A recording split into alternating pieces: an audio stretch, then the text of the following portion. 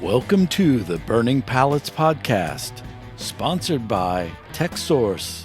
Here's your host, Ryan Boland. Testing 1, 2, So you guys 3. are first one. Oh, That's awesome. Yes. That's cool.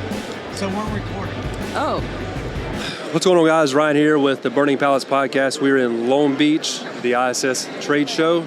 We're in the CCI booth. Thank for those guys for bringing us in, letting us host some podcasts, talk to screen printers, vendors, that sort of thing. See what's new in the industry, see how people are living, doing what you got going on. With me, as always, in Burning Pallets is Mike Coey. He's always with us. And we got some, this is our first podcast of the day. Some new friends that we just met. We'll let you guys introduce yourself, see how you got into screen printing, what you're doing, where you're from, that sort of thing. Hi, everyone. I'm Gustavo, and I'm Carla. we're screen printers. Husband and wife. Yes. Yeah, husband and wife. And we're local here in the state of California, in Pasadena. Our business name is Inspiration Print. Inspiration Prints. Yes. At Pasadena, so Long Beach is a little bit further South California. Pasadena is north, right? Yes. Yes. It's known for the Rose Parade, where the Rose Parade happens every New Year's. And the Rose Bowl. And the The Rose Rose Bowl. Bowl. I was gonna say Rose Bowl, Yes. And that happened, they moved it, didn't they, this year? Or no? No, there's always the Rose Bowl. Sometimes it's the championship, and sometimes it's just in the. They do like a football game every Yeah, New Year's. I think it's like the college or university level. Yeah. Yeah. It's like the big one.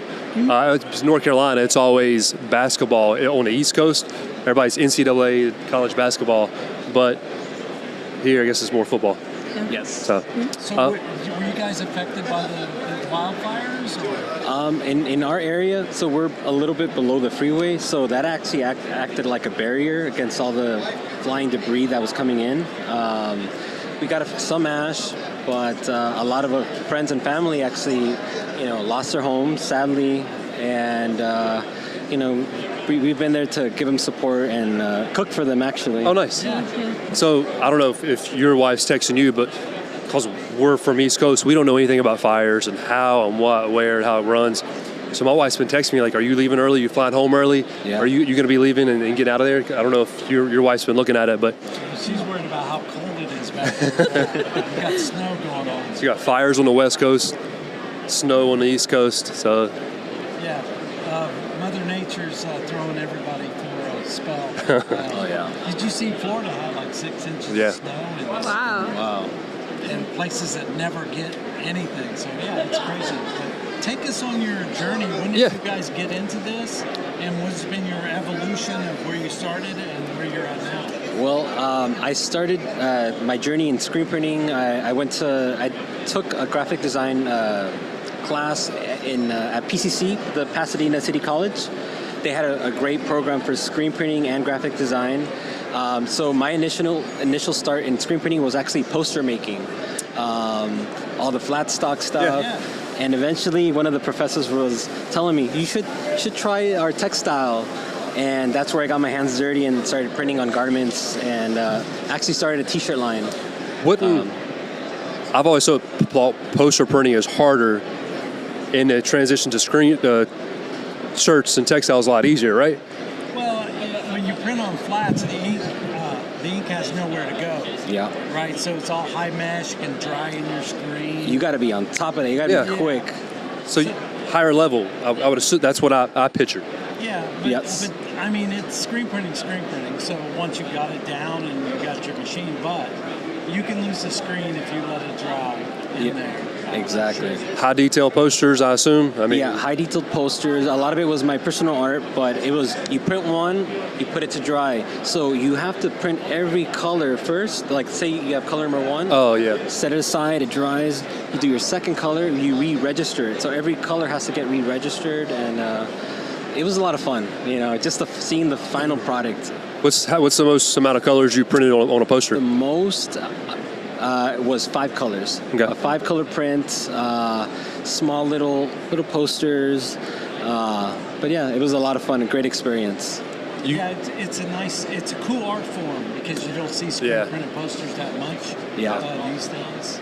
A quick side note, I was walking through the show, and a vendor was actually selling posters out here, and I was like, I need some more art on my wall, so I purchased one, you know, because I know it's not print and forget. I know there's a process that goes into it. Is that the guy way in the back, like pass through? By the entrance? In the back, the corner. There's some hidden secret food back there too. Yes. Yes. Yep. Right? All the food back trucks. there earlier rounding up some people, and I was like, nobody knows there's like a barbecue place here. Oh yeah. And I got a chicken fajita wrap and bought this. It was $27. It was terrible. The only thing I had was mustard to dip it in. It was terrible. Nonetheless, back to the posters. but I saw that guy. He was printing them today. Yeah. you print them on site? My respects to him. Oh, nice.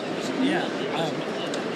This was a lot earlier today. Look at all this business going on. There's some heavy hitters here, like hammering out six-figure deals. Oh my God. In front of us as we speak. So you did the textile, right? Yeah, after the poster, I went into textile. I started a t-shirt line, but see, this is where the industry just kind of hooked me. I started doing my t-shirt line, sold it for a while. Then I started getting orders. Hey, Gus, can you do a one-color shirt? It's for my business. Sure. All right. And I started getting that rhythm, and eventually I was coming to these shows. You know, I met this guy named Vince. He sold me my first setup, my first six-color press, six-pallet press. Which color? It was Raynor. Raynor. Yeah. Mm-hmm. So how long have you been textile printing for t-shirts? I would say about 10 years plus. Okay. 10 years plus. Yeah. And I love it. So you mentioned, you said you got hooked into it. So it's like everybody in this building, once you are in screen printing, you never get out of it, you die in it, basically? I did the same thing. I printed a t-shirt in high school when I was like 16, and you can't get away from it. But your story is very similar, where people, they want to print for themselves, and then when the cat's out of the bag, and they're like, oh, you can custom screen print, and it turns into a business. Exactly. Which is not a bad thing, because there's lots of people out there that want to start a brand, but they can't print, so then they have to come to somebody and spend all that money, where, you know, you can play all you want with your own stuff. Exactly. It's you get into that world, you open up shop, you have all your inks, your mixing tools, your computer, you know, it sticks you in your element. I think it's just, it was a puzzle that I wanted to put together. I didn't want to give up on it, because there's so many variables in screen printing, and I appreciate all the challenges that each design brings. It's not just each design has its own challenges. So. Coming from a poster printing background, you saw that every day. Yes. Oh, yes. High detail, all that stuff. When did you get Carla involved? I mean, how did that come about? Because you guys work together now, then, right? So here's an interesting. This is interesting. I actually met her delivering a job. Okay. Nice. Yeah. So I'm connected with a lot of churches, and they all need printing, right? They all have their big events. So they were having their big event that year, and I was bringing in all the boxes, getting the check, getting paid for the job. Here comes Carla with an iPad, and he's like, "Here's my iPad. I know you like to draw, and here's a Coca-Cola, a Coke." Gives me the thing. I'm like, oh, this girl's pretty cool. And how does she know I like to draw? You know, that's pretty rad. So we started talking, and one thing led to another. I got her number, and you know, we got together. You know, and I was doing silk screening when I met her. So you know, we got married. Nice. She's part of it. We're doing it together. Kids? No kids. 3 dogs. 3 dogs. Yeah. So what is how does the responsibility split? Like who does what? Okay, so Carla over here, she got me all tidy because I'm very hands-on.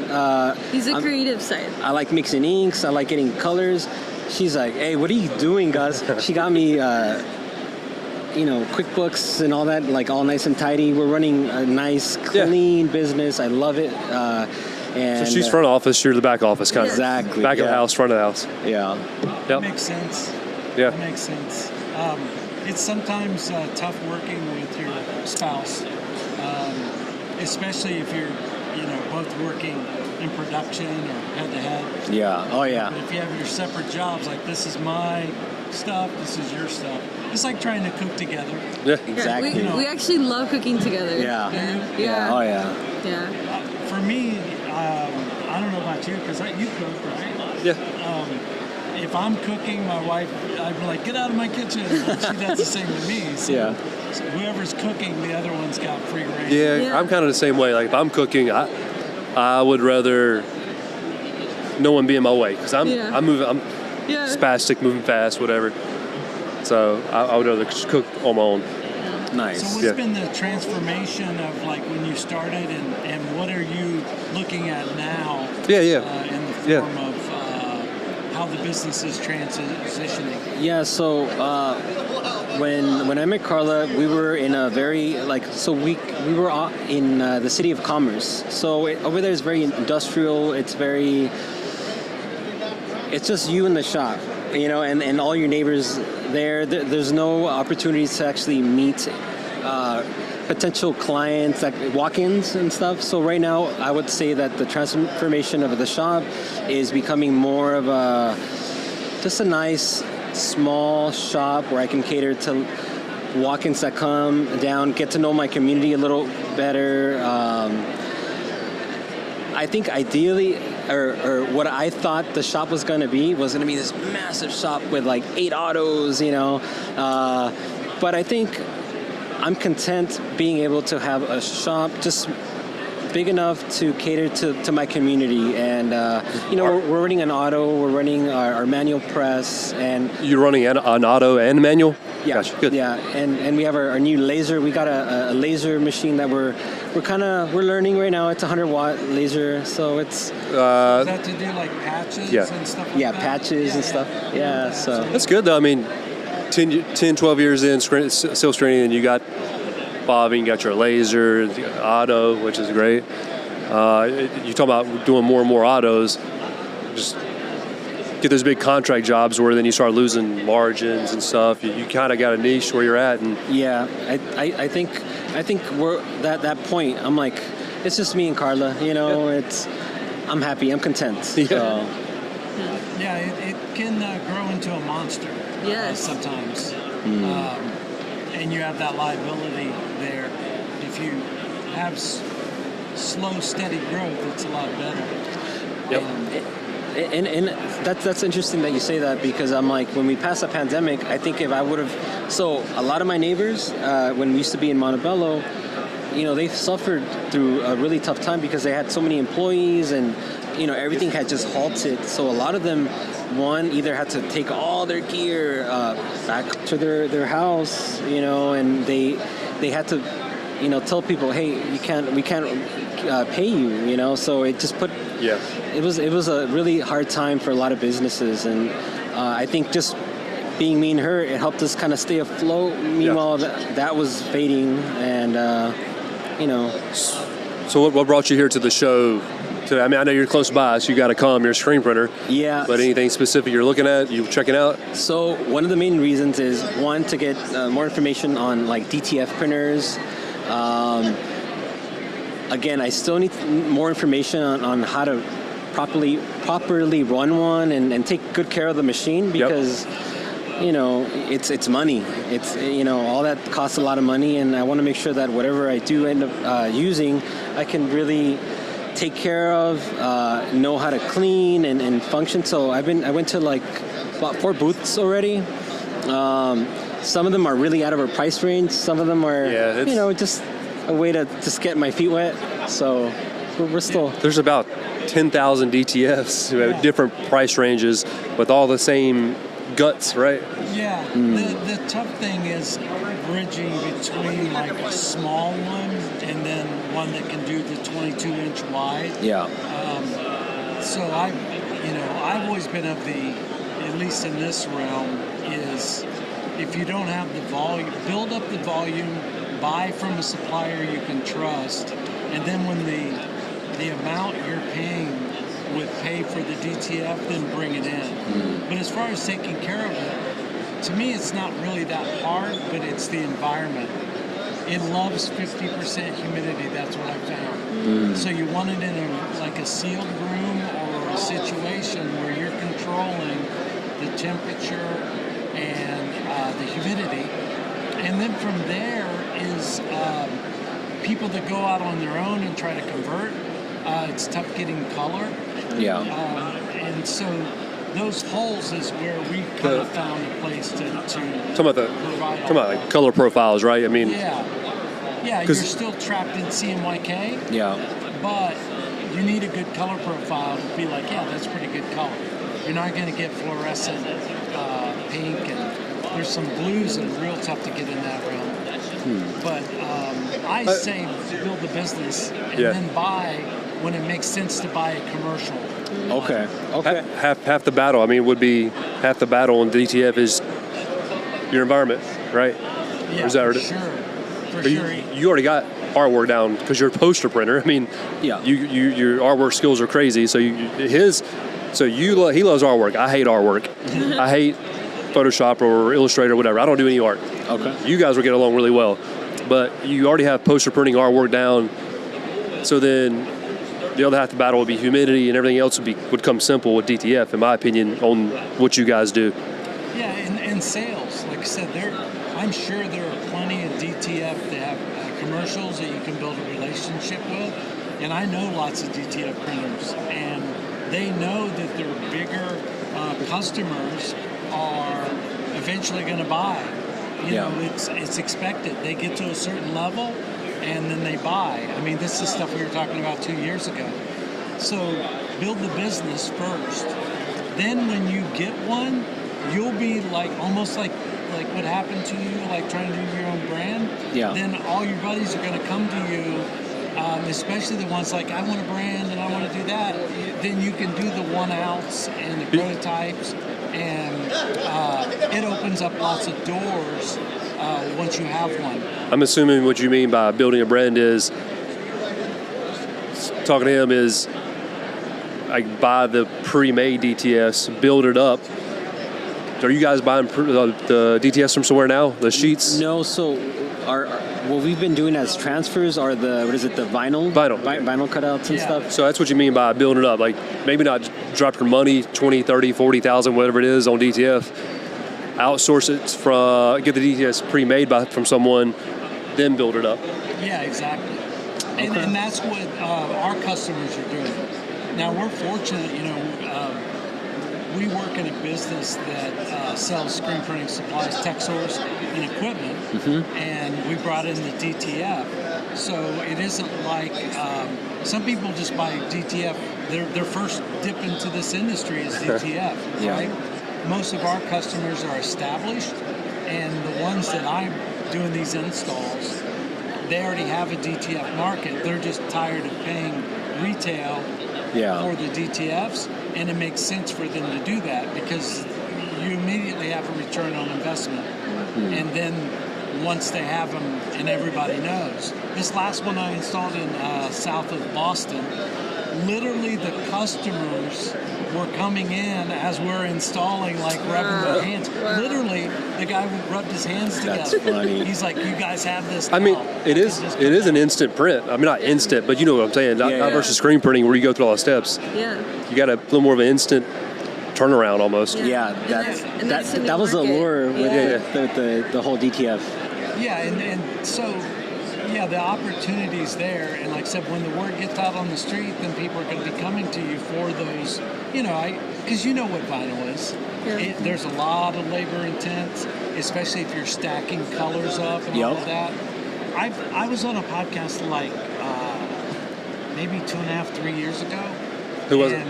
It was a guy, California, their brothers, this Squad Creatives podcast, Stan Banks. Prior to us doing stuff. Yeah. Okay. Before I even worked for Texsource. And I said on that podcast that DTF was going to kill vinyl. And these guys, especially Mike Tees, Mike, if you're watching this, Mike was like, no, he literally, because he loved vinyl. Yeah. And what's he doing right now? He's doing DTF. He switched over. Every day. Man. It's because It's because the new market, like especially the new clients that we get locally, they want the product like on demand. Like they don't want to wait a week for the product to come out. They really want to get the product like the next day or even like end of day. Yeah. So DTF is like the new direction that we're trying to go towards. Yeah, and it is quick. Ryan and Robert were going on a trip here recently and came in, and 2 hours later they had shirts. He's like, hey, I want this event shirt. Can you crank something out? Yeah. You know, I'm the art guy. Had the DTF fired up, and literally... It was probably, what? 20 minutes? 4 or 5 colors? Yeah, because DTF doesn't But I mean, care. yeah. That would have been very difficult to pull off in any other kind of... We wouldn't have done it. I mean... But now you get spoiled, man. I'm telling you get spoiled. So, along with DTF, I've been trying to get more into AI. Okay. Because you got your AI that can create your artwork that just feeds into your DTF feeds, not completely, but I'm still not the greatest at it. But that's another avenue to make sure you kind of dabble in is AI. I don't know what it's called. Well, we use like ideograms. Yeah. There's lots out there. Yeah. But it's for the non-artists. There's Me. a lot of people that are in this business that they're not creative. Yeah.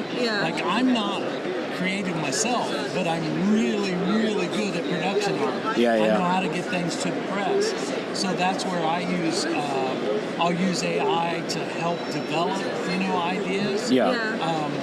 But truly, creative artists, the good ones, they'll survive because there's always going to be that need to bring artwork through an evolving stage where the client is like, well, can you draw the tiger with his hand behind his head? And AI is just not there yet. Human. Yeah. Exactly. Yes. Right? Yes, I love so you the said good that. artists will survive. If you're a crappy creative artist, I hate to say it because I am, so I know what they're like.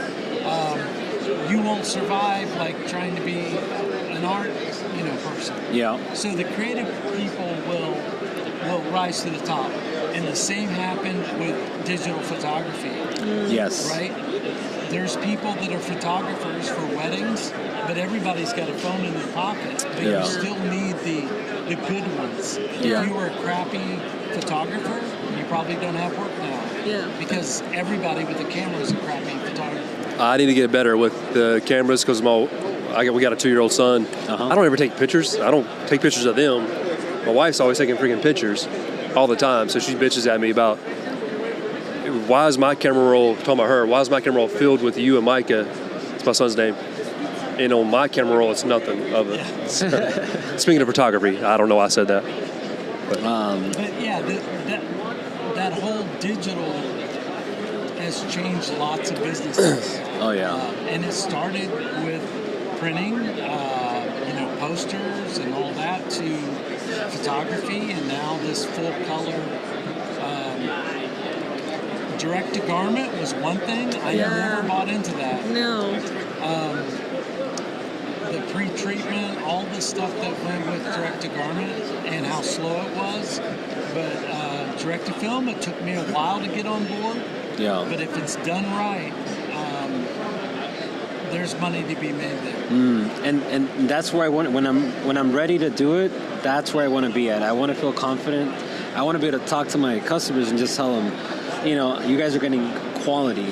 At the end of the day, that's all that really matters for the shop. Of course, time management. I want to be able to provide them with quality and maybe that time that they want things done fast. Of course, that it's never going to be a screen print. It's never going to be a screen print. There's you've got ways that you can get it slightly to that feel. Little tips and tricks. For sure. Yeah, for sure. It's still got that heat press, but you got some you got some videos online of tricks. Like halftoning and all that? Or? Yeah. Awesome. I've done probably 30 videos on halftone. What about the mesh? We that's cool. That's neat. That's some secret. That's not a secret. I'm gonna take a look at your videos, man. We post press with a piece of coarse mesh, like a 60 mesh, right on top of the DTF. Yeah. And that sort of bites into it. That is beautiful. Those are pearls right there you're dropping on us, man. Nuggets. Oh my god. Yeah. That was our secret. I guess It's had to been out there, right? I haven't seen it anywhere. Oh. We got an exclusive right here. Yeah. Well, we've been trying. We'll bleep that. Just him out. Okay. And All we'll right. leave you saying that's gold. Yeah, there'll be this I love it. the sound knocked off. No, it's. I mean, we teach DTF classes. Okay. You show that there. Yeah, I do. Well, I just mean it's just not out there. But Yeah, we just haven't published. Like, here's our secret. Yeah. There's lots of things you can use to soften those up or to give them that texture that you're looking for. But the difference between good DTF and bad DTF is your combination of ink, film, and powder. And So it's not the printer and it's not the heat press. It's those three. It's the whole, the technique. But that's why you get a bad name, or some people like, oh, I hate DTF, it sucks, right? And yes, it can if you're not doing it right. Screen printing's terrible if it's not done right. If the shirts aren't Yeah. cured, I have a quick story. When I was first looking for my first press, I went to go look at a used press. When I walked into the garage, I was frightened. I was like, oh my God. Like, I felt like if I was going to buy that press, that's how my work was going to reflect. Oh yeah. But I was new to it, so I didn't know if it was the press, because the guy showed me the print. Again, everybody has where they're starting from or where they're at. But I know that what I wanted was, a nice clean print, and I knew the way I wanted my prints to feel, and that wasn't it. So I was like, oh, okay, no, thank you. Well, what all was it? I'm sorry? What all was a used? It was. See, I mean, that's a long time ago. Yeah, it was a while back, Yeah. but it was a name brand press. Press, yeah. But the print itself was very I don't know, just jammed in there, just Yeah. not what I wanted to be doing. technique. There's a lot of, screen printing, as you know, there's technique Yeah. of laying down the white and getting that good underbase, right? And On everybody in this business, no matter what you're doing, they're at their level Yeah. of how they execute their job and how well and how clean it works. When your standards are really high, then you can charge high dollar for, the best. only thing I see on DTF is breathability. Has that been fixed? I guess half toning helps, or what? Yeah. Because if you half tone, if you're doing a job where there's black in the job and it's on a black shirt, and you half tone that DTF, that half tone that, make the shirt part of the design. Yes. But it all matches what you're doing. Even if you screen printed a big giant square, it's still not going to breathe. Yeah. it'll breathe a little bit better on screen printing. Well, it's got probably a better drape, I would say, but Still be bulletproof. yeah, or it would still hold water. Yeah. It would still hold water. So it is what it is. If you want true breathability on a big giant, then you maybe have to do discharge or something like that. Yeah. So the thing that he made us on the fly, it was a big design, and it was for our football team, Yeah. or the NFL team, and you didn't copyright it completely, did you?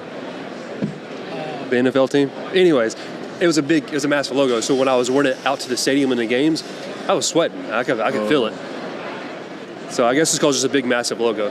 Yeah. Especially if it's a lighter shirt. Oh, you'll It was. feel it. Yeah, where DTF, no matter what the logo on fleece, is pretty good. Yeah. What else? That's pretty good.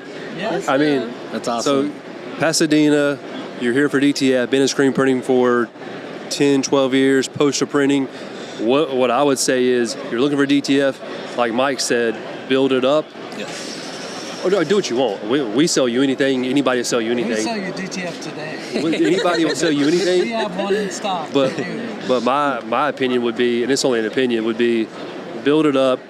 I know you want to have an on-demand thing. Maybe build the on-demand thing up, but outsource the DTF to stalls or whoever that you can get those gang sheets on. find somebody local. Yeah. Well, you want to be the local guy Yeah. that everybody comes to. Well, there's gonna be screen printers around you that are doing this, and screen printers sell DTF to other screen printers. Yeah. all the time. Do you know anybody in your area that's got a DTF machine? Not at the moment, or else I would have been over I to think the we're shop. one of like the bigger shops that has an automatic. Like there's Gotcha. other Yeah, yeah. shops around us that just have like just regular Manual? Just- and embroidery. So So then, do they bring contract work to you when the job is too big for them? No, not yet. So we have a 6/8 right now. So we're not set up for. Yeah, but It's still I need auto. 1,200 pieces. Yeah. I'm Yeah. not going to run that on a Yeah. manual. Yeah. No, Yeah. for sure. yeah. I think I need to connect within the community a little more. Yeah. So then maybe my opinion changed. Go ahead and go all in. Since no one else has a DTF, you have a relationship with the other ones, and then let them know I can get you this on the fly. You can go either way. That's cool. But wait until your budget lets you buy a commercial. And what I mean by that, not that there probably is not an 18-inch one out there, but if you'll grow out of that. It's like a conveyor dryer. Somebody always say, well, how long a conveyor dryer do I need? Yeah. I'm like, as long as you can afford, because Yeah. the longer it's in the dwell time, the better.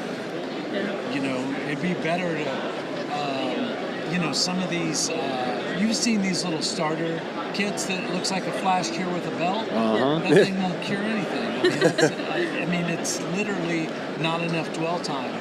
And so the very minimum I would purchase is one that can do 24 wide. Yeah. And just be aware that, you're going to have to. When we went over Thanksgiving, I keep telling people this Thanksgiving break, I came in on Saturday just to fire the machine up, make sure the humidifier was going. It's like my uncle who has cows. He's got to milk them things twice a day. Yeah. I mean, it is but you're printing money, basically. Yeah. It's a money printing machine. Yeah. But return on investment can be good if it's done right. All right. Well, Gus and Carla, thanks for joining us Yes. on the Thank first you, guys. podcast. It was pretty good. Does it Yes. tell us our time anywhere? We're at 32. 32. That's pretty good. That's pretty good. We got Yeah. the half hour Yeah. in. I appreciate you guys joining us and talking about No, thank you Your guys, thank you guys journey. for having us Yeah. on your podcast. Yeah. That's pretty cool. first. The technology gods are good to me. I tested this twice, but this is a new setup, so hopefully, boom, First poster printer, I believe, right? That we've had, Yeah. maybe. Well, we started in the poster realm. Yeah.